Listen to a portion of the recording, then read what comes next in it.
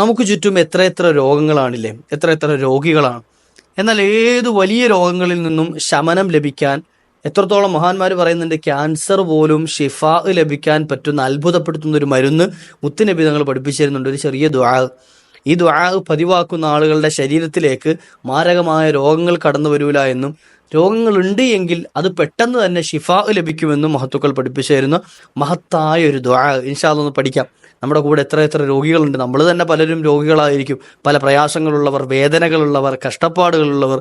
ഇതൊക്കെ മാറിക്കിട്ടി ആഫിയത്ത് ലഭിക്കാൻ, ആരോഗ്യം കിട്ടാൻ, നമ്മുടെ മക്കൾക്ക്, നമ്മുടെ ഭാര്യയ്ക്ക്, ഭർത്താവിന്, കുടുംബാദികൾക്ക്, മാതാപിതാക്കൾക്ക് ഒരു ആഫിയത്തുള്ള ജീവിതം കിട്ടാൻ ഈ ഒരു ദുആ പതിവാക്കൽ മതിയാകും. നമ്മുടെ മക്കളെയൊക്കെ പഠിപ്പിച്ചു കൊടുക്കുക. അല്ലാഹു സുബ്ഹാനഹു വ തആല സർവ്വ രോഗങ്ങളിൽ നിന്നും നമ്മയും നമ്മുടെ കുടുംബത്തെയും കാത്തു രക്ഷിക്കുമാറാകട്ടെ. ഏതാണ് ആ ദുആ എന്ന് കേൾക്കാം. വീഡിയോ മുഴുവനായി കേൾക്കുക. ചുരുങ്ങിയ സമയം കൊണ്ട് നമുക്ക് പഠിച്ചെടുക്കാം. അസ്സലാമു അലൈക്കും വറഹ്മത്തുള്ളാഹി വബറകാതുഹു. ബിസ്മില്ലാഹി അൽഹംദുലില്ലാഹ്. അൽ-അദ്കാറിന്റെ പുതിയൊരു വീഡിയോയിലേക്ക് എല്ലാവരെയും സ്വാഗതം ചെയ്യുന്നു. കുറേ ദിവസമായില്ലേ കണ്ടിട്ട്. അല്ലാഹു സുബ്ഹാനഹു വ തആല നമ്മുടെ സൽക്കർമ്മങ്ങളൊക്കെ സ്വീകരിക്കുമാറാകട്ടെ. വിശുദ്ധ റമദാനിൽ ഒരുപാട് സൽക്കർമ്മങ്ങളൊക്കെ ചെയ്തു, ഒരുപാട് ഇബാദത്തുകൾ ചെയ്തു, നിസ്കരിച്ചു, നോമ്പനുഷ്ഠിച്ചു, അതുപോലെ തന്നെ ഖുർആൻ പാരായണം ചെയ്തു. അല്ലാഹു എല്ലാം സ്വീകരിക്കുമാറാകട്ടെ. ഒരുപാട് ആളുകൾ ഈ കാലയളവിൽ നമ്മോട് ദുആ ഇറക്കാൻ പറഞ്ഞ മെയിനായിട്ടുള്ള ഒരു വിഷയമാണ് രോഗശമനത്തിന് വേണ്ടി ദുആ ഇറക്കണേന്ന്. കഴിഞ്ഞ ദിവസം തന്നെ ഞാനൊരു പരിപാടിയിൽ പങ്കെടുത്തപ്പോൾ ഒരുപാട് മുഅ്മിനീങ്ങൾ, എന്നെ പരിചയമുള്ള ആളുകൾ കൈപിടിച്ചിട്ട് പറഞ്ഞത്, ഇന്ന രോഗമുണ്ട്, ദ്വാരക്കണേ, ഷിഫ ദ്വാരക്കണേ, പെട്ടെന്ന് എൻ്റെ ശരീരത്തിന് ആഫിയത്ത് കിട്ടാൻ ദ്വാരക്കണേ. പലരും പറഞ്ഞത് ഇബാദത്ത് മുടങ്ങിപ്പോകുന്ന രോഗങ്ങളെ തൊട്ട് രക്ഷ കിട്ടാൻ, അതായത് നിസ്കരിക്കാൻ പറ്റാത്ത, നോമ്പനുഷ്ഠിക്കാൻ പറ്റാത്ത അങ്ങനത്തെ രോഗങ്ങളെ സംബന്ധിച്ച്, അങ്ങനത്തെ രോഗങ്ങളിൽ നിന്ന് രക്ഷ കിട്ടാൻ വേണ്ടി ദ്വാരക്കണം. ഇങ്ങനെ തുടങ്ങി പല ആളുകളും ദ്വാരക്കാൻ ഏൽപ്പിച്ചവരുണ്ട്. ഇൻഷാ അല്ലാഹ് എല്ലാവർക്കും വേണ്ടി നമുക്ക് അള്ളാഹുവിനോട് ദ്വാരക്കാം. അള്ളാഹു അവർക്കൊക്കെ നീ ആജിലായ ശമനം നൽകണേ അല്ലാഹ്, ആജിലായ ഷിഫാ നൽകണേ അല്ലാഹ്. ഇതിനുള്ളൊരു പരിഹാര മാർഗ്ഗം പറഞ്ഞു തരട്ടെ. ഇത് ഞാൻ പറഞ്ഞു തരുന്നില്ല, ഹബീബായ റസൂലുള്ളാഹി സ്വല്ലല്ലാഹു അലൈഹി വസല്ലമ തങ്ങൾ പഠിപ്പിച്ചു തരുന്ന ഒരു പരിഹാര മാർഗ്ഗമാണ്. മുത്തുനബി തങ്ങൾ പറഞ്ഞു തരുന്ന ഒരു ദുആയാണ്. ഒരു ചെറിയ ദുആ, 1-1.5 വരിയോ മാത്രമുള്ള ഒരു ചെറിയ ദുആ. ഈ ദുആ നിരന്തരം പതിവാക്കുകയാണെങ്കിൽ രണ്ട് പ്രയോജനങ്ങൾ. ഒന്ന്, ഈ പതിവാക്കുന്ന ആൾക്ക് ജീവിതത്തിൽ മാരകമായ രോഗങ്ങൾ ഉണ്ടാവൂല.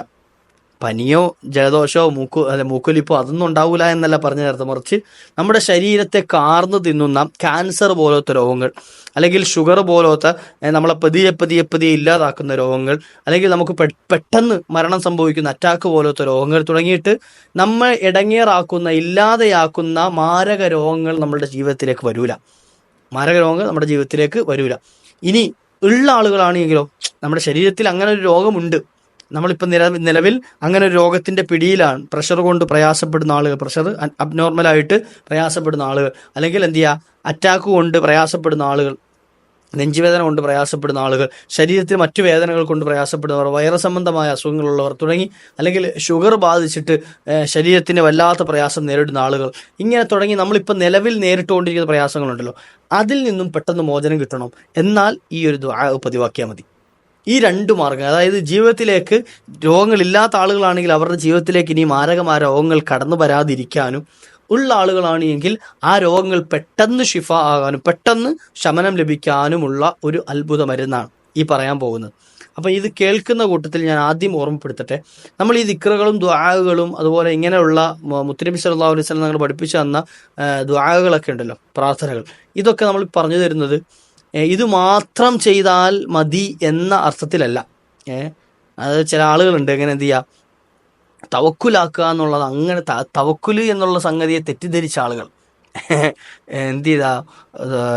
തിരുവനന്തപുരത്തേക്ക് പോകുന്ന ബസ്സിൽ കയറിയിട്ട് എനിക്ക് കോഴിക്കോട് എത്തണം എന്ന് പറഞ്ഞ് തവക്കുലാക്കി, അള്ളാഹുവിനെ ഞാൻ ബരമേൽപ്പിച്ചിരിക്കുന്നത് കോഴിക്കോട് എത്തണം എന്ന് പറഞ്ഞ് തിരുവനന്തപുരത്ത് പോകുന്ന ബസ്സിൽ കയറിയിരുന്നാൽ അയാൾ കോഴിക്കോട് എത്തും. തിരുവനന്തപുരത്ത് പോയിട്ട് പിന്നെ കോഴിക്കോട് എത്തും അത് തിരിച്ചു വരുമ്പോൾ. എന്നാൽ യഥാർത്ഥത്തിൽ റൂട്ട് എങ്ങോട്ടാ? കോഴിക്കോട്ടേക്കുള്ള ബസ്സിൽ കയറി ഇരുന്നുകൊണ്ടാണ് എന്ത് ചെയ്യേണ്ടത്? അള്ളാഹുവേ, ഒരു പ്രശ്നവും പ്രയാസവും ഇല്ലാതെ എന്നെ നീ കോഴിക്കോട് എത്തിക്കണേ. ഈ ഒരു ദുആ വേണ്ടത് അല്ലേ? ഇത് ഞാനൊരു ഉദാഹരണം പറഞ്ഞു തന്നെയാണ്. ഇതുപോലെ തന്നെ നമ്മൾ ചെയ്യേണ്ട സംഗതികൾ ചെയ്തിട്ടാവണം തവക്കുലാക്കേണ്ടത്. നമ്മൾ ചെയ്യേണ്ട സംഗതികൾ ചെയ്യണം, എന്നിട്ട് വേണം തവക്കുലാക്കേണ്ടത്. ഒരു രോഗം വന്നു കഴിഞ്ഞാൽ നമ്മൾ ആദ്യം ഹോസ്പിറ്റലിൽ പോകണം, ഡോക്ടർമാരെ ചികിത്സ നേടണം. ഈ ചികിത്സയോട് കൂടിയിട്ട് നമ്മൾ ദുആ ഇറക്കണം. അല്ലാഹുവേ, ഈ ചികിത്സയിൽ പിഴവൊന്നും വരാതെ, അല്ലെങ്കിൽ ഞാൻ കഴിക്കുന്ന മരുന്നിൽ പിഴവൊന്നും വരാതെ ഈ മരുന്ന് എൻ്റെ ശരീരത്തിൽ കൃത്യമായി എഫക്റ്റ് ചെയ്ത് എൻ്റെ ശരീരത്തിന് രോഗശമനം ഉണ്ടാകണം. അതിന് നിന്നെ ഞാൻ ഏൽപ്പിച്ചു തരുന്നു അല്ലേ? കാരണം രോഗി ഡോക്ടറെ കാണുക എന്നുള്ളതും ഡോക്ടറെ മരുന്ന് കുറിച്ച് കൊടുക്കുക എന്നുള്ളതും ഒക്കെ ഓക്കെ. എന്നാൽ ഈ കഴിക്കുന്ന മരുന്ന് അത് കൃത്യമായി എൻ്റെ ശരീരത്തിൽ അത് ഫലിക്കുന്നുണ്ടോ ഇല്ലയോ അത് ഡോക്ടർക്ക് അറിയില്ല. അത് ഡോക്ടറല്ല തീരുമാനിക്കേണ്ടത്, മറിച്ച് യജമാനനായ റബ്ബാണ്. ഇല്ലേ? ഈ ഞാൻ കഴിച്ച മരുന്ന് എൻ്റെ ശരീരത്തിൽ കൃത്യമായി എവിടെയൊക്കെ എന്തൊക്കെ രോഗങ്ങൾക്കുള്ള ശമനമായിട്ട് അത് എത്തിച്ചേരണം എന്നുള്ളത് അള്ളാഹു നിശ്ചയിക്കുന്ന സംഗതിയാണ്. അല്ലേ? ബാക്കിയുള്ളത് അള്ളാഹു നിശ്ചയിക്കുന്നതാണ്. പക്ഷേ മറ്റുള്ളത് ബാഹ്യമായി നമുക്ക് കാണാൻ കഴിയുമെങ്കിൽ ഈ ഉള്ളിൽ നടക്കുന്നത് നമുക്കറിയില്ലല്ലോ, അള്ളാഹുവിന് മാത്രമല്ലേ അറിയുള്ളൂ. അപ്പോൾ യജമാനനായ റബ്ബിനോട് നമ്മൾ തവക്കലാക്കേണ്ട എങ്ങനെയാണ്? റബ്ബി, ഞാൻ ഈ കഴിച്ച മരുന്ന് എൻ്റെ ശരീരത്തിൽ കൃത്യമായി ഫലിക്കണം, അത് ഞാൻ നിന്നെ ഏൽപ്പിച്ചു തരുന്നു, ഇതാ വേണ്ടത്. ഇതുപോലെയാണ് നമ്മൾ ഈ പറയുന്ന ദുആകളും ദിക്റുകളും ഒക്കെ. നമ്മൾ ഡോക്ടറെ കണ്ടു, മരുന്ന് മേടിച്ചു, ഓക്കെ. ഈ കഴിക്കുന്ന മരുന്നിനോടൊപ്പം നമ്മൾ ഈ ദുആ ഇറക്കാണ്. അല്ലാഹുവേ, ഞാൻ ഈ ചെയ്യുന്ന ദുആ എന്തിനു വേണ്ടിയിട്ടാണ്? ഈ മരുന്ന് പെട്ടെന്ന് എനിക്ക് നിർത്തിയിട്ട് പഴയതുപോലെ ആഫിയത്തോടു കൂടി മരുന്നില്ലാത്തൊരു ജീവിതം ജീവിക്കാൻ കഴിയണം, ഇല്ലേ? ഈ മരുന്ന് കൊണ്ട് തന്നെ എൻ്റെ രോഗം ശമനമായിട്ട് എന്ത് ചെയ്യുക, മരുന്നൊക്കെ നിർത്തിയിട്ട് റാഹത്തുള്ള ഒരു ജീവിതം ജീവിക്കാൻ എനിക്ക് കഴിയണം. ഈ ഒരു വിശ്വാസത്തോടു കൂടിയിട്ടും ഈ ഒരു പ്രാർത്ഥനയോട് കൂടിയിട്ടാണ്. അപ്പം അങ്ങനെ ആവണം ചെയ്യേണ്ടത്. നമ്മൾ ഏത് ദിക്റ് ചൊല്ലിയാലും ദുആ ചൊല്ലിയാലും നമ്മൾ ചെയ്യേണ്ടത് ചെയ്തിട്ടാവണം എന്ത് ചെയ്യേണ്ടത്, ഈ ദിക്റിലേക്കും ദുആകളിലേക്കും ഒക്കെ നമ്മൾ തിരിയേണ്ടത്. അള്ളാഹു നമ്മുടെ രോഗങ്ങൾക്കൊക്കെ ശമനം നൽകുമാറാകട്ടെ. മഹാനായ അബ്ദുല്ലാഹ് റളിയല്ലാഹു അൻഹു പഠിപ്പിച്ചിരുന്ന ഒരു ദുആ നബി സല്ലല്ലാഹു അലൈഹി വസല്ലമ തങ്ങൾ പറഞ്ഞു കൊടുത്തൊരു ദുആയാണ്.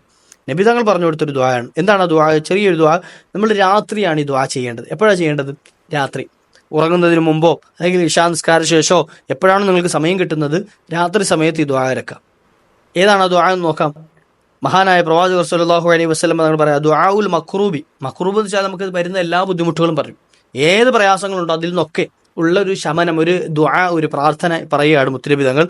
യാ മുൻസില ശിഫാഇ ബില്ലൈലി വന്നഹാർ വമുദ്ഹിബദ്ദാഇ ബില്ലൈലി വന്നഹാർ അൻസിൽ അലയ്യ മിൻ ശിഫാഇക് ശിഫാഅൻ ലികുല്ലി മാ ബി മിനദ്ദാ.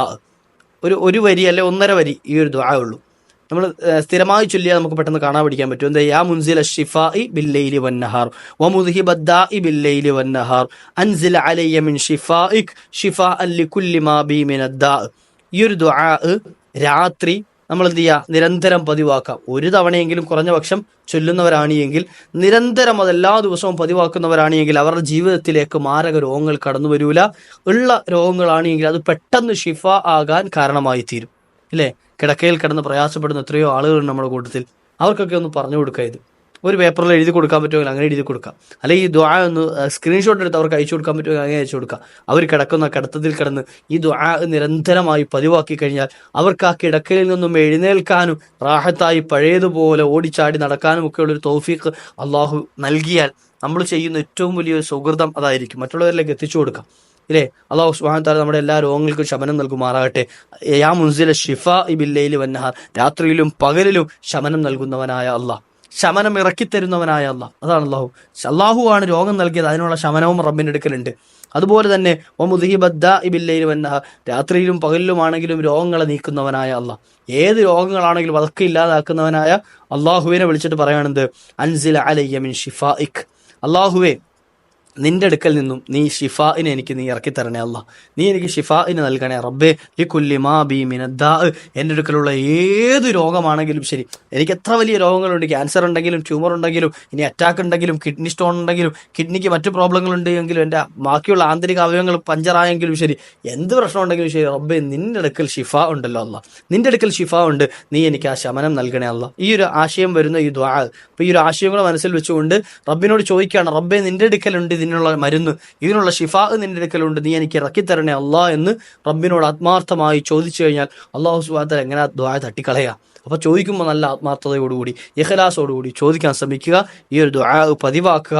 അള്ളാഹു നമ്മുടെ സകല രോഗങ്ങളിൽ നിന്നും സകല മാരക രോഗങ്ങളിൽ നിന്നും അള്ളാഹു നമ്മളെയൊക്കെ കാത്തുരക്ഷിക്കുമാറാകട്ടെ. മറ്റുള്ളവരിലേക്ക് എത്തിച്ചു കൊടുക്കുക. ഒരുപാട് രോഗികൾ നമ്മുടെ പരിസരങ്ങളിലുണ്ട്, നമ്മുടെ കൂട്ടത്തിലുണ്ട്, നമ്മുടെ കുടുംബത്തിലുണ്ട്. അവർക്കൊക്കെ ഇതൊന്ന് എത്തിച്ചു കൊടുക്കുക. അള്ളാഹു സുബ്ഹാനഹു വ തആല എല്ലാവർക്കും ആഫിയത്തുള്ള ദീർഘായുസ്സ് നൽകി അനുഗ്രഹിക്കുമാറാകട്ടെ. മരിക്കുന്ന സമയം ഈമാൻ സലാമത്തായി യാത്ര പറയാൻ അള്ളാഹു നമുക്കൊക്കെ അവസരം നൽകുമാറാകട്ടെ. ഇൻഷാ അല്ലാഹ് മറ്റൊരു അവസരത്തിൽ കണ്ടുമുട്ടാം. വാഖിർ ദഅവാനാ അൽഹംദുലില്ലാഹ്. അസ്സലാമു അലൈക്കും വറഹ്മത്തുള്ളാഹി.